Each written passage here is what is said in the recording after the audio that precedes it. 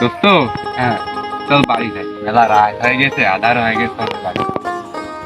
না রে দোস্ত, বাড়ি আমার ভোটও নেই, বাড়ি যাই আমি কি করব? বাড়িতে টেকা চালাম, টেকা দিন না, কালকের পরের দিন নেই।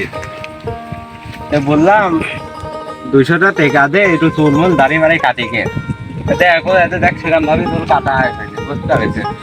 আর দাড়ি জায়গায় জায়গায় বাইতে রয়েছে।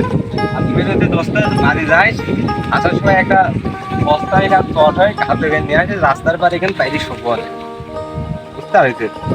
আচ্ছা দোস্ত, বুঝতে পারছি।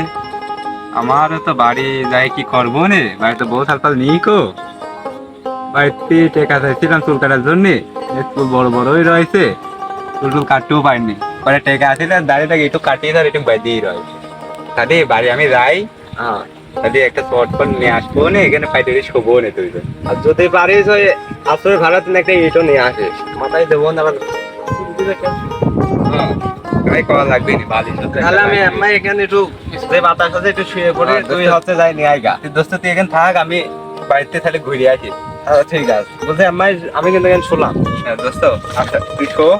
ঠিক আছে, আইসি আমার ডাক দিস। হ্যাঁ আর দোস্ত তুই থাকিস কিন্তু, তুই আসবি। আমি আজ কিন্তু আমার এই যে সালাদ জীবন, কালকের দিনের পরে রে সবাই মার্কেট করেছে, নতুন প্যান্ট কিনেছে, সানগ্লাস কিনেছে, স্টাইল করে চুলের কাটিং দিয়েছে, আর আমার কাছে একটা টেকা নেই। বাড়িতে টেকা চালাম, বললি হবি রানে ফাঁকে যা, একটা কথার ভিতর পড়ে। বাড়িতে বললি ফাঁকে যাতে আলাম ফাঁকে, তাও রাস্তাতে শালার গাড়ি দাঁড়িয়ে যাচ্ছে শালা কোনো জায়গায় যায় শান্তি নেই।